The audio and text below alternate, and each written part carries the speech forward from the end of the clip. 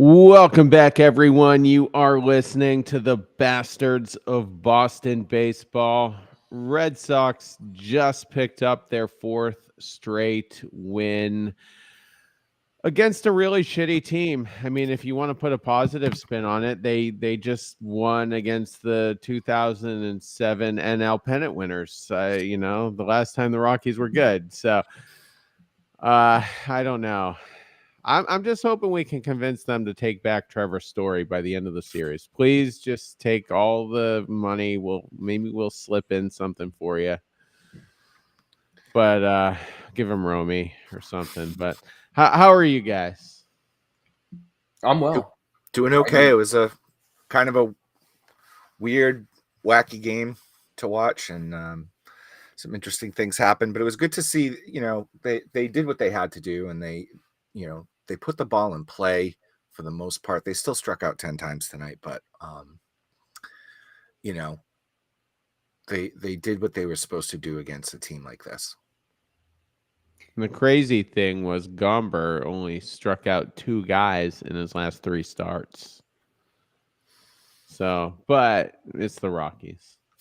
Yeah, I think it is just the Rockies, but this has also been the Sox, right? Like in this season, we beat teams we shouldn't and we lose the teams we shouldn't.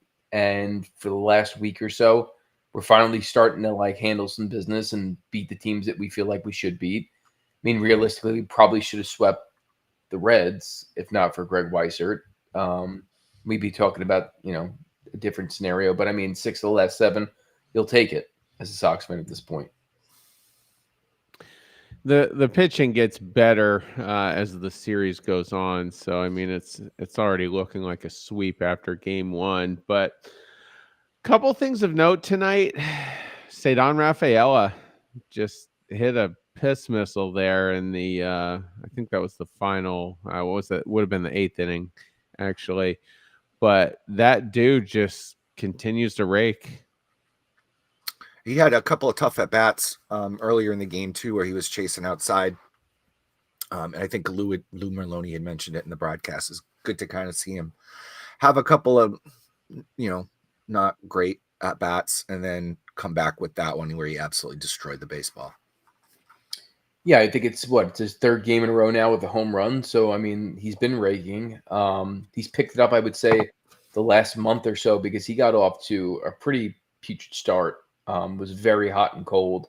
Couldn't seem to put it together. And I'd say for the last month and a half, we've been putting together, decent at bats. And he's hitting the ball out of the park. So, and listen, he gives a stellar defense. So there's not much to complain about. I know my hashtag says Ceddanne is an all-star. I was getting into it with a couple of fans today because people were like, how is Jazz Chisholm an all-star and not Ceddanne Rafaela? I was like, well, one wears pinstripes, one doesn't. So that's just unfortunately how the cookie crumbles sometimes. Unfortunately, that is exactly how it crumbles. Another guy that is making a lot of noise. I'm trying to get his line for tonight. Roman Anthony, 3 for 5 tonight. Drove in 2, hit a home run early on to kind of get the Red Sox up 3-1. And just looking at his splits here, take a guess at his batting average against lefties.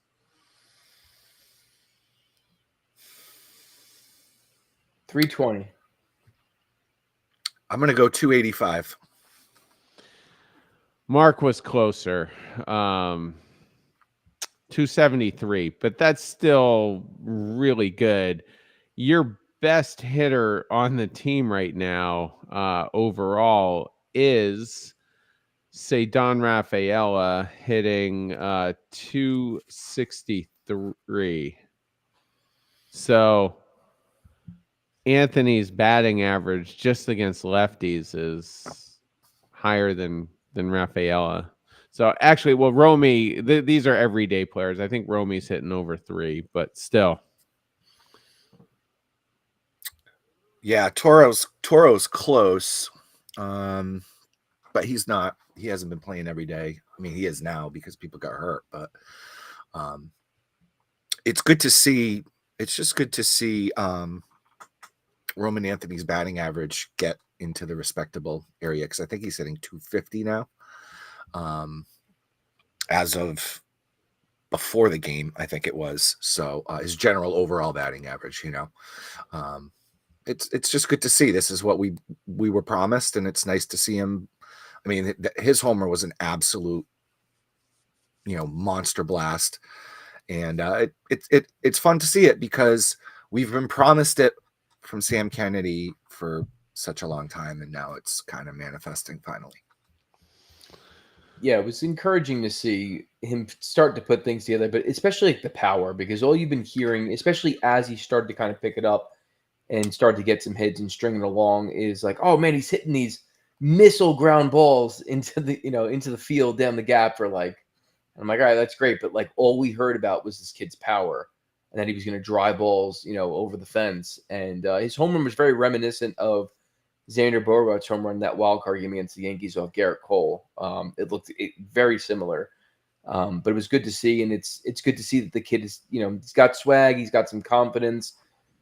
Would be great if he could still mitigate some of the poor defensive play, because he still has, 1 out of every 3 games he makes a play on defense where you're like, ugh, that doesn't look like a number 1 prospect in baseball, but you take it if he's hitting it like this.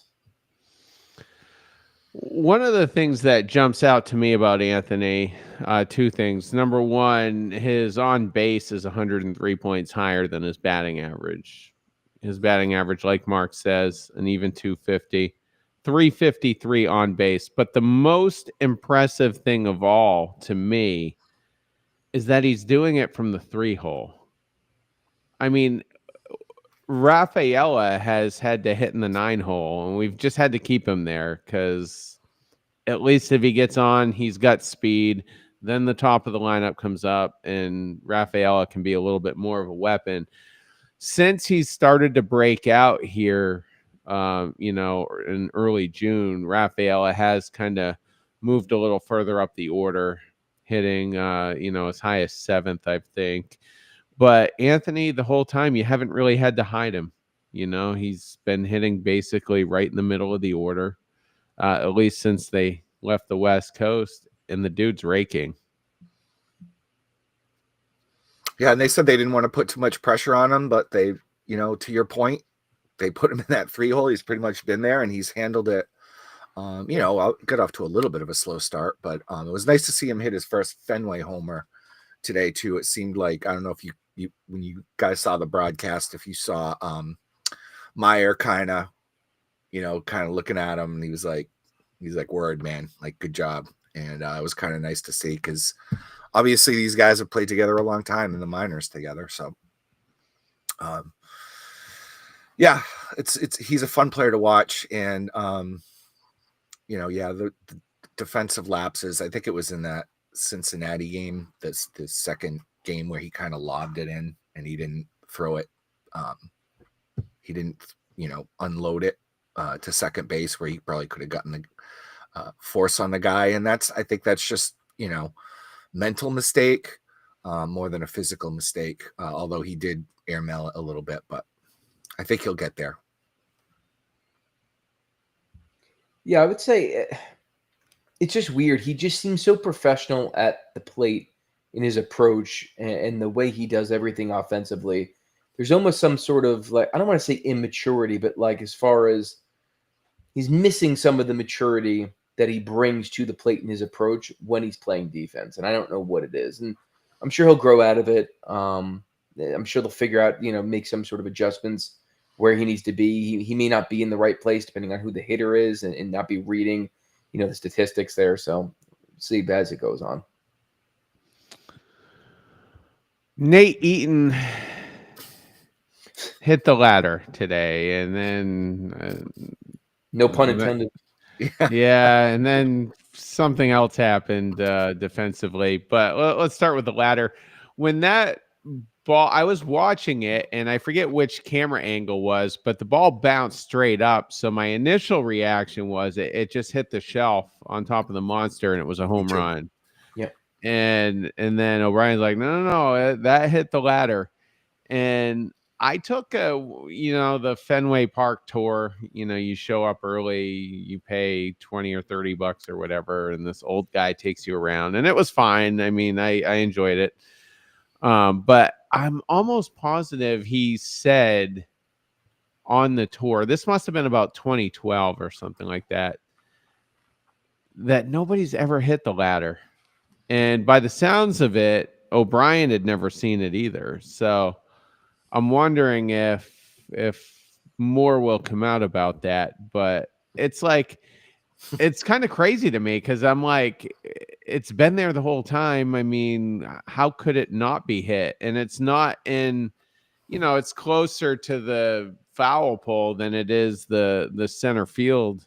The one that they draw on the monster there for the ground rule. But it's like it shouldn't be that hard, but apparently it is. Yeah, Mike Lowell said that he's only seen it twice, and that was in batting practice. So he says he's never seen it in a game. I've personally never seen it in a game. I don't ever remember anyone hitting the ladder. But also, I'm getting up there in age too, so I may have seen it when I was a kid and forgotten, but I don't know. Yeah, I've never seen anyone hit the ladder. I've been watching the Sox as long as some, but it's hard for me to believe, though, it is as old as Fenway Park is, although granted, the monster is not as old as Fenway Park, and obviously some of the dimensions and some of the things that are on it have changed. I don't know if you guys noticed the dent in where supposedly the ball hit. Like, was that dent in that pole, like that step from that ball, or was that already there? I would say it was probably there. I'm going to go with it was there. I was going to say, I was like, wow, you really smoked that ball. Because it wasn't like it hit it on a line drive. It kind of popped right onto the top of the ladder. So I don't think it dented that. Might have been from the Savannah Banana game too. Who knows? Yeah, which I went to, by the way. It was fun. I went Sunday. I wonder if it got like damaged during the filming of Ted. You remember that scene? I don't know. We need an investigation. We're gonna investigate this. Yeah. And then we don't have to get too into it. He had that weird play where he should have just tagged the runner, and then he had a brain fart and then tried to go to second, and then the runner kind of skirted around him and initially was called off the base path, and then a meeting happened and it got overturned. So I didn't really have a problem with the call because it seemed like Eaton was already turning as the runner started skirting. So I don't know. It's one of those weird plays you seldom ever see. It was a weird night. He definitely didn't put it, you know what I mean? He didn't put his glove out like that or try to reach out for him and then, decide to throw to first. He ran at him, kind of looked at him, and then the guy goes around him and then he can't throw to first. It was very, very bizarre. It's like, just tag the guy, get the out. Who cares if the run scores at that point? You've committed. Yeah, it was almost like when the guy stopped running, he assumed, like he's automatically out, and then just didn't know what to do from that point. It was an odd play, but luckily it didn't cost us. Yeah, and I mean he's a weapon on the base pass. He stole, what was it? He went from first to second, and then tried stealing, I think, third, and then initially was safe, but then ruled out. Yeah.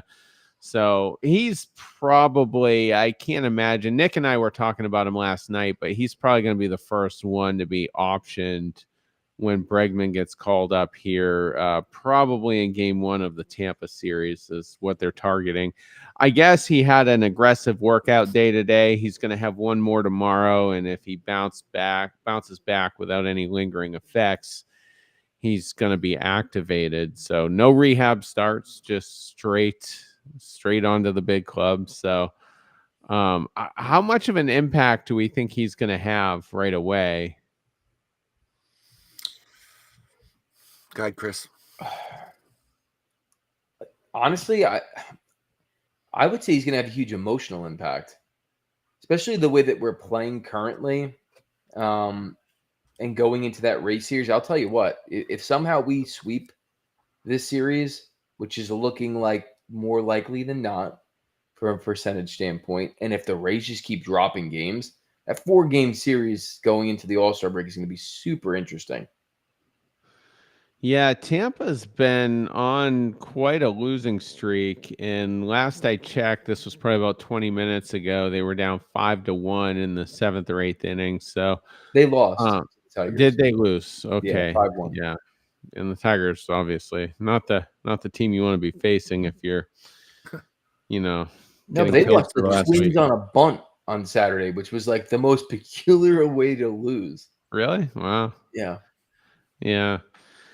So Bregman will be back, and it looks like Yoshida could be activated as early as Wednesday. So that'll be really interesting. I think we all know Bregman's gonna be an impact guy here more sooner than later if he's not right away. Tampa's got some really good pitching, so who knows how that's going to go for Bregman. But Yoshida's really the curious case here. Hasn't really had a professional at bat in a year and a half.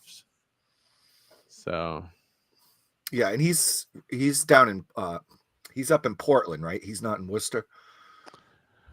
I don't know. I misspoke there. Not even almost a year for Yoshida, but I don't know where he's been rehabbing. I know Houck just had his rehab start in Portland. I think he has been in Worcester. I think Houck's the one that's in Portland. Oh, okay. All right. Yeah. I thought I saw him with the I think Sea Dogs. Jeremy actually sent us that picture. He saw Yoshida. Okay. Yeah, he did actually. That's right. Yeah, so we'll see what happens on Wednesday when he's presumably slotted into the DH. So there was a firing in Major League Baseball here. Before we get to that, like, are we buying this team? Like, where are you guys at? I'm not buying it right now. I don't know. I'm not necessarily buying it, but I'm in a position where I've got my hand in my pocket touching the money. I don't know if I'm spending it yet, but they're doing things that they weren't doing before, which is winning the games they should win, and in convincing fashion. Like, we're not just beating teams, we're obliterating them at this point, which, there's something like, you should beat them. Yeah, well, we are beating them. We're also obliterating them. So, and it's consistent at this point. I think that we have a large enough sample size over the last 2 months, too, where the starting pitching has turned it around. And it's not just against bad teams, it's against good teams, too. I know, Terry, you talked about Giolito. Like, he's in a position now where he's going to be like comeback player of the year at this point of the way he's performing. So, like, there's enough there where I think with the right moves and the right situation, if they put themselves in that situation, this could be an interesting second half. So I'm not quite touching the money, but the hand's in the pocket. Yeah, I just don't want them to do like they did a couple of years ago, which was I don't know if you guys remember this. They were buying and selling, and it just didn't make any sense. I think that's the year they that was the traded year Vasquez. Vasquez, yep. Yeah, and I was like, all right, so we're selling. And then he added like a bunch of bullpen pieces. And it was just confusing. I think the message that ownership kind of, whether they obviously didn't intend to do this, but the message that ownership sent to the Red Sox was basically like, we don't even know if we're buyers or sellers. We're in these trade conversations. And if it makes sense, it makes sense. So, I think at this point, the only thing that I would really be willing to part with and I know they got a log jam in the outfield, but like, I really would like another starting pitcher. Yeah, another starting pitcher, outfielder, log jam. Yeah, I mean, there's definitely options as far as things that we need, and we definitely have pieces to be able to get some players. I mean, there's some interesting moves that could potentially we talk about in the war room. I won't spoil it because we might have some stuff that we're going to write some articles about. Before we get into your point, Terry, I think because this will lead into it pretty well. I agree with you, Mark. I don't want to see like half pregnant. Like, just commit to something, and just if we're going to buy, and if we're going to sell, and I'll accept it either way. But just have the conviction and make the moves. What I also don't want to see is I don't want to see the front office going out there and campaigning that Breslow has, their blessing to do whatever he wants, and then them allow him to get away with not doing something or doing this half.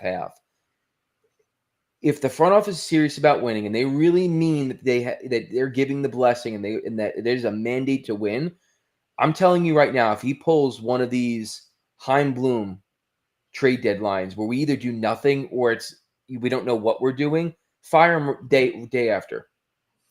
And I know they won't, but that's what I want to see. If you really care and you really care about winning and you're putting the conviction and the mandate out there, and the guy doesn't get it done, and that was the knock on Chaim Bloom and why they ultimately fired him, then you need to fire this guy right after and just ride it out, because he's going to get fired at the end of the season anyway. You don't need a GM to finish your season. Here's where I'm at. We've only really had 2 good series in a row, and this will probably be 3 in a row by the end of it. But, you sweep the Nationals, you take 2 out of 3 against the Reds. I thought the Reds would probably win that series, but we ended up winning that one. But then you lose 2 out of 3 to the Blue Jays. You get swept by the Angels. Then the Giants series was before that. You dropped 2 there. So, we're only beating up on the bad teams right now. And yeah, we've put up a ton of runs, and it started in the one Blue Jays game we did win, which was 15-1. That was game 2 in that series. We dropped the first and third one. And then, of course, we've been off to the races since then. You had that one Reds pitcher that was tipping. Then you score 11, 10, and 6 runs, respectively, against the Nationals, 9 tonight against the Rockies. But these are just bad teams. And once you start facing those good rotations again, I know you're getting Bregman back, so theoretically that'll help, but I just don't think it's quite the same. And then getting to what you guys were just talking about, it really looks like they are going to buy and sell. I mean, those are what the whispers are right now. Papelbon was just mentioning it the other night, and he seems to be pretty close to the pulse of what's going on. And so, I mean, it looks like Duran is probably all but gone, I think, at this point, as crazy as that sounds. I don't think there's going to be a major move here. I think it's all going to be short-term guys that we get, or prospects that we won't see for a while. And we've already done it in the Devers trade with Tibbs. I think Kyle Harrison is your pitcher that you're going to get, and probably not good enough, but I think he is the guy. And you're getting Houck back. I just can't see them getting a pitcher. Do we need one? Yes, absolutely. And ideally someone that's controllable for the next few years. That's what you need. That would be a successful trade deadline. But I don't think Breslow has that type of move in him. And then when you look at this lineup, as I said last night when it was Nick and I, your outfield is crowded. You're probably not gonna add to it. Now, I did express a ton of interest in Fernando Tatis. If you really want to flip the narrative for your franchise, go get a guy like that. I think that's probably in the pipe dream category. But aside from that, you're getting Bregman back, you're getting Yoshida back, so you're not going to add to DH. You're not going to add on the corners. Story's playing short, Myers playing second, so you could go get a first baseman, I guess, but I just don't think they're going to mess with it. I think this is the team. I really think that this is the team. And there's one player on this team that's really going to tell me if this team's committed to winning. If this player gets traded, Aroldis Chapman. If you trade him, I would define us as sellers at the deadline, because I don't think our bullpen is good enough to not have Aroldis Chapman pitching the ninth. Whitlock's been good, and a couple other guys have been good, but you also got some guys that are cooked right now. Yeah, I totally agree. If Chapman goes, they're punting on the season, or at least we'd have to see the return. But to your point, Terry, I don't know. I mean, who else are you going to get on this roster? You getting guys back.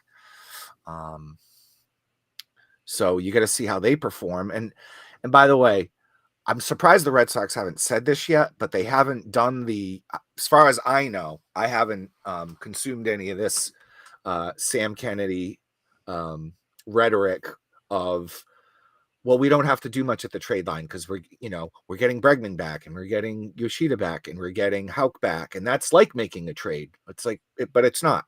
So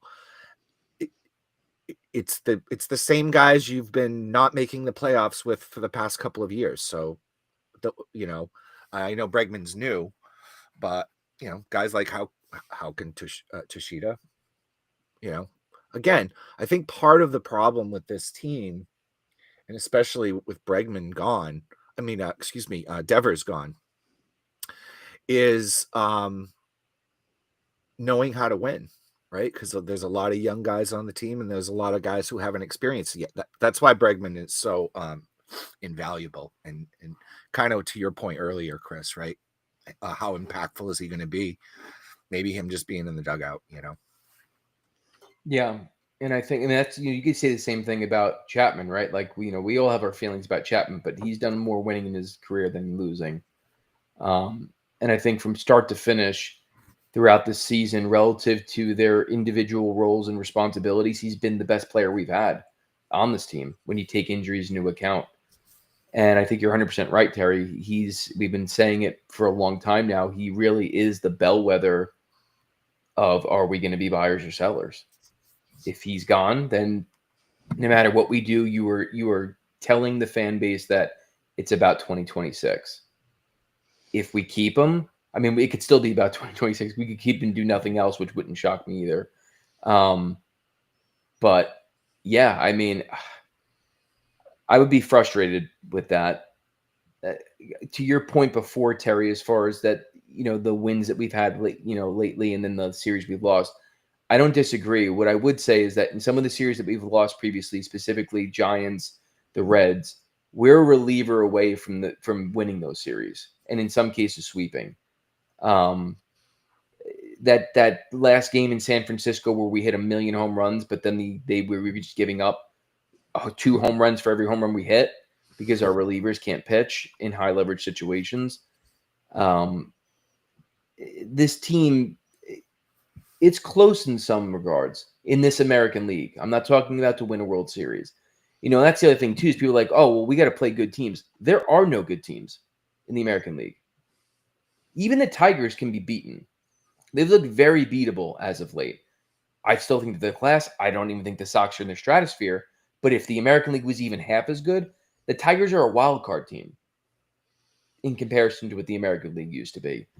So, but removing them, there is no other good team. The Yankees, we see what the Yankees are.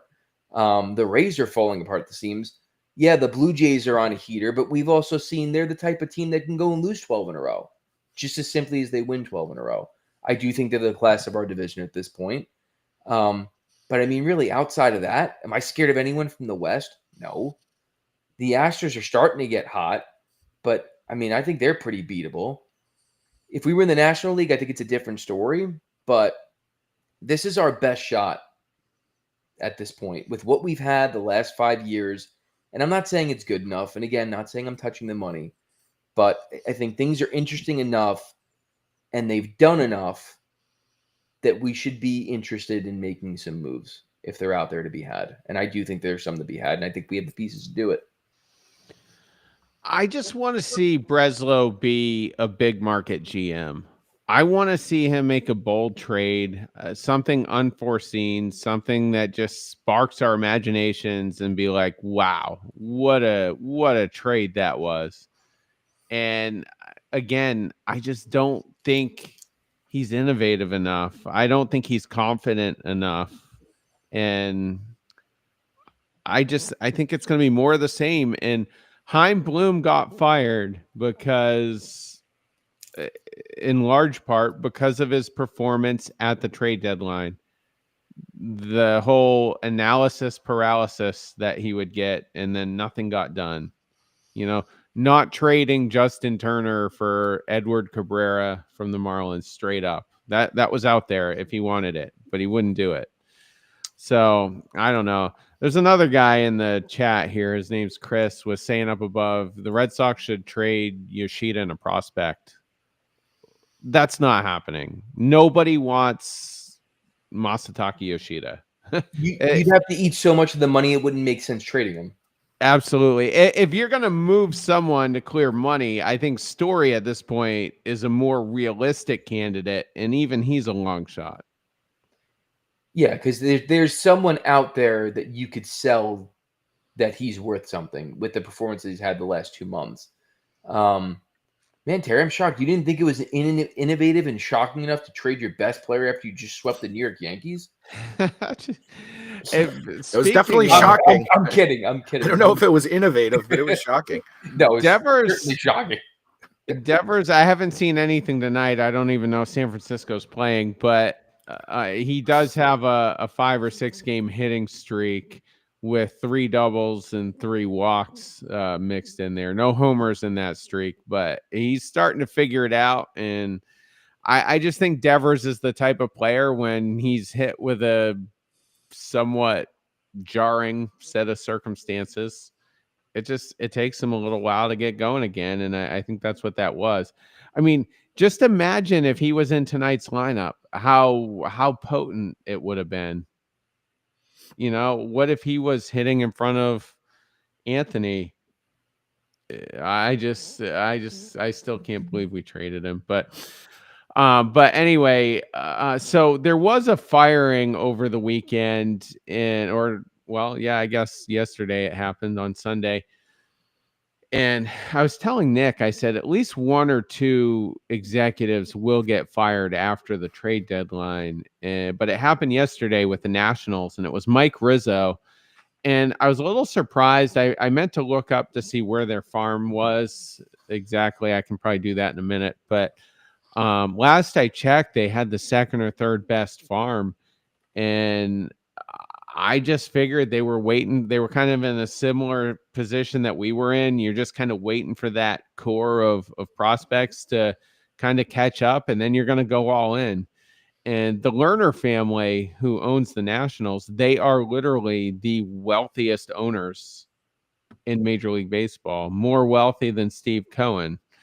And so when he got fired, I was like, wow, that's surprising. And Dave Martinez, the manager, got fired. That's nowhere near as surprising. And I'm surprised he hadn't been fired previously. But when you see a move like that with a guy who's won a championship as an executive fairly recently, you can't help but wonder, would he be a fit for the Red Sox if they were to call him? Because if you remember, in 2015, Dombrowski was fired by the Tigers, and then a phone call happened. It was 2 weeks before he got hired. It was the most unforeseen thing ever. Then he gets fired. Then he's in the Red Sox front office. So I'm not a big, after doing a deep dive into Rizzo, he's not a guy I would want. But what are you guys' thoughts? Chris, why don't you lead off? Well, I mean, you may not like him or be that sold on him, but I think whether anyone likes it or not, he's probably the best that you could get if we get rid of Breslow. Like, that's going to be the tier level of the type of GM that's going to be top tier, quote unquote, that's going to want this position if we get rid of Breslow. I don't necessarily know. I'd have to do a little bit more research myself to have an opinion. I think, like, at a surface level, just knowing what I know, I think he did well in the Soto trade. I don't necessarily know the amount of support he was getting from ownership. And I don't know really how much better he would do here. Their situation seems very reminiscent to ours the last 5 or 6 years, right? Like, we got rid of Mookie Betts, we got rid of Devers. The Devers will remain to be seen to this point. We got nothing out of the Betts trade. He did a hell of a lot better in getting rid of Soto. I recognize contracts, how much money was still left, plays a factor in that, but they weren't signing any free agents. And I know I talked about it with you, Terry, that like reminds me somewhat of even like San Francisco, right? Like San Francisco tries to hand out money and they can't. No one wants to sign with the Nationals. They're just not that type of market at this point. So even if he wanted to and he did have the support, I don't know how much better he really could have done. To your point, at a quick glance here, it looks like it's skewed. There's some that have him ranked as third, some as seventh, some as fifth. So let's just say conservatively, somewhere probably close to top 5 farm system in Major League Baseball.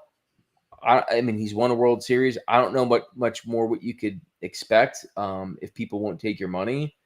So, I mean, he's probably an improvement over what we have. That's my thoughts. I did a little bit of research on this. This is written by a guy named Gabe Laquest. I hope I'm pronouncing it right, French last name. USA Today. And he basically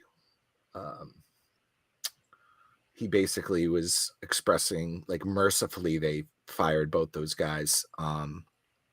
Rizzo may have put together a good farm system, but since 2020, the Nationals have been over 500 for a grand total of 6 games.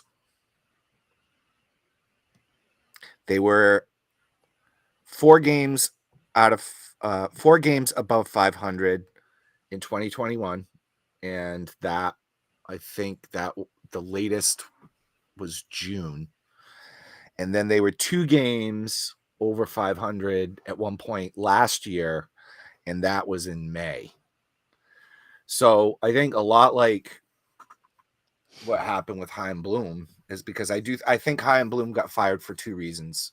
Number one, and I think they correlate, trade deadline miscues and analysis by paralysis. And then I think that's a product of also, like, because you're not making these moves, you're not putting a winning team on the field, right? And you know, I've stated this a lot privately with a buddy of mine, but you know, they backed into the 2021 playoffs and then they went on a little run.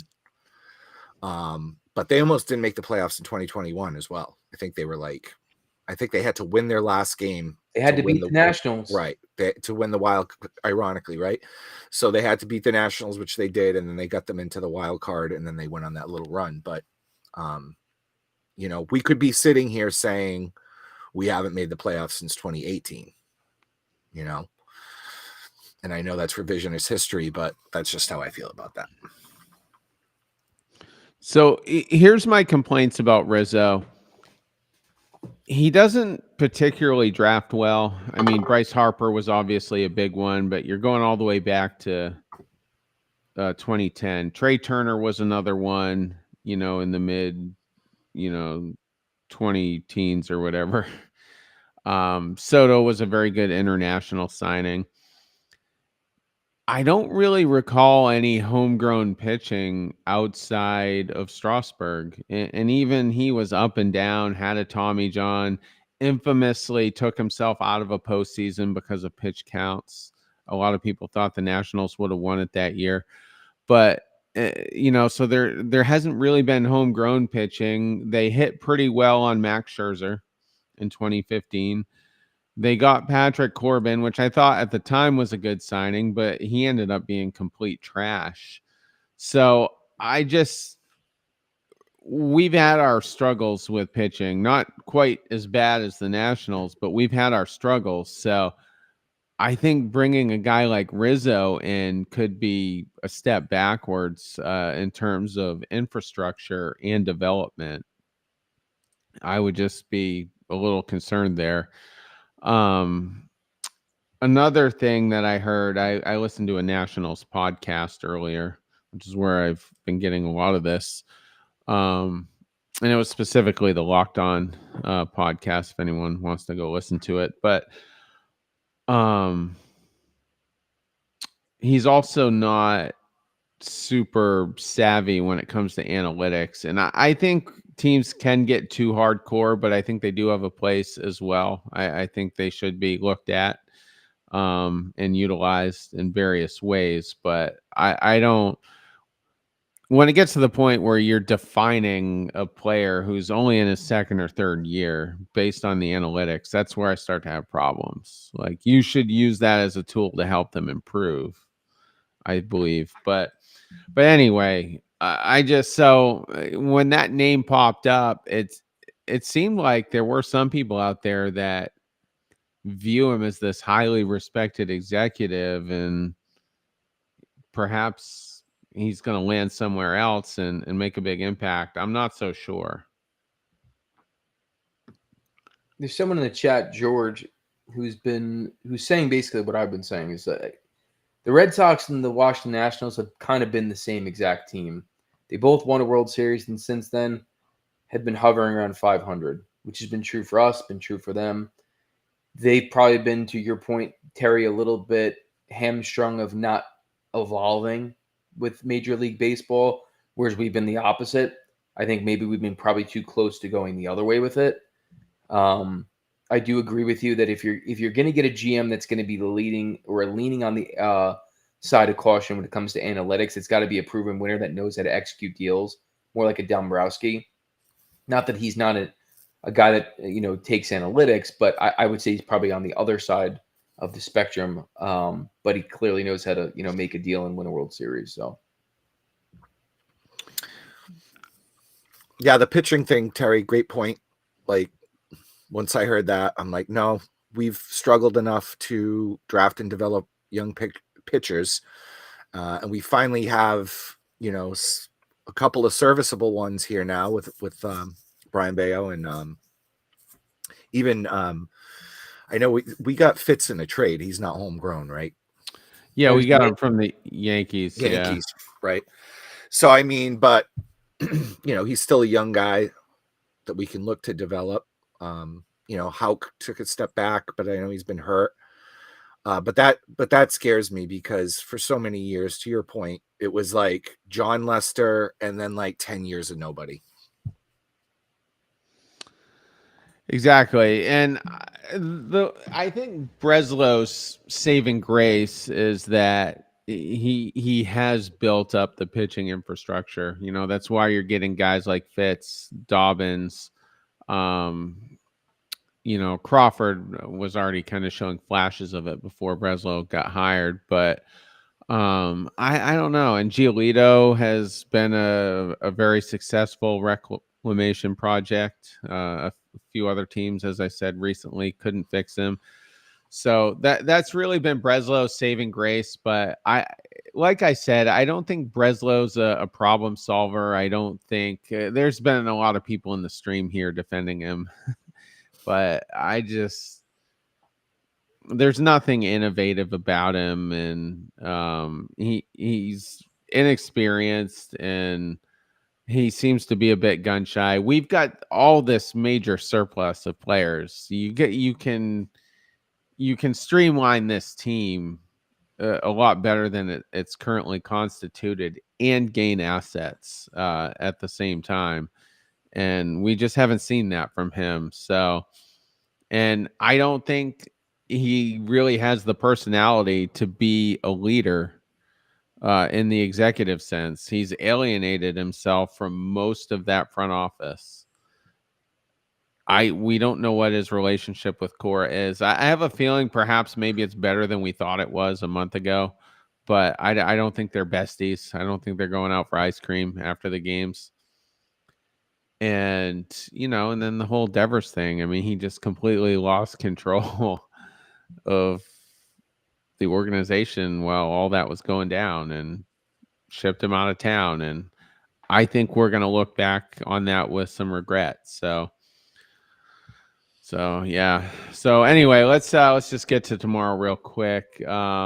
Brian Bayo is crap. Let me get it up real quick. It's Brian Bayo versus, I think, Senzatella, who's been getting absolutely torched. Oh, no, that's against Senzatella is on Wednesday against Giolito. So Kyle Freeland versus Brian Bayo. Freeland's another lefty, so Alex Cora is probably going to have another creative lineup. You're probably not going to see Meyer starting. So lots of Romy, perhaps even Ref Snyder will get some at-bats at DH. But let's see. Freeland, 6 innings in his last start against the Houston Astros. Only gave up 3 runs. Only struck out 2. Start before that, he got lit up by the Brewers. Only struck out 2 there. And then faced the Giants 3 starts ago. 3 earned runs, 5 strikeouts. So the way we murder lefties, I really don't see this. I don't really see this getting too sideways unless Bayo just completely loses his mind. Yeah, I would agree. I hate to say it because I'm scared saying it, but I expect a sweep at this point, and I'm looking forward going into that Tampa series and really seeing how they do going into it. Super interesting if we're just absolutely on fire and they're just completely falling off a cliff, how both teams respond to that.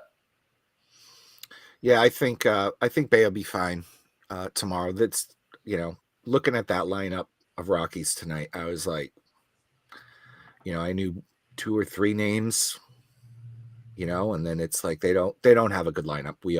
That's the hot take of the year, but they really don't have a good lineup. Yeah, the point we didn't mention, and I got to be honest, I forgot about this until the broadcast said it after the game. Dickie Fitz got his first win in 12 tries. And, Really? you know what it is, and it's to his credit because he's pitched so well throughout his short career to this point that I forgot he hasn't gotten a win. Like he's pitched against the Yankees a couple times. We've won those games. He hadn't necessarily gotten the win, and credit to him. Congrats to him. But yeah, no, it was good to see him finally get a win, specifically in front of the Fenway crowd. Yeah, it's a little bit deceptive because even I think they said it on the broadcast. I think his ERA is in the mid 3s, but 3.3, yeah. Yeah, and he had that one lousy start against the Angels, which kind of raised that even higher. So he's been very, very effective, and he's got good stuff. I mean, I enjoy watching him pitch. I think he does a good job. Yeah, what impressed me the most today is like today could have been a game where we fell flat on our face when they took that 1-0 lead and they had second and third, and he got in a little bit of trouble. I'm like, oof. If this is 3-0 before we even get a bat, this is completely different than the games we've been playing in recently where we've been jumping on teams early. I was interested to see how we would respond to that, but he ended up getting out of it, and then sure as heck, we jumped on them. And next thing you know, it was 3-1, 5-3, and then, never really looked back from there. So credit to him, credit to the team. 6 strikeouts too, and he's had a lot of starts where the punch outs haven't really been there. I want to say he should have got out of that 6th, but I want to say we had some defensive lapses or something, but Cora took him out with I think runners on second and third, or first and third, something like that. But yeah, all right. Well, anyway, we will be back to discuss what did happen tomorrow night in the Bayo start. So hopefully, I don't know, they keep it rolling, and we're 2 games above 500 now, I think. So we'll see what goes down. Everyone have a good Tuesday. Take care.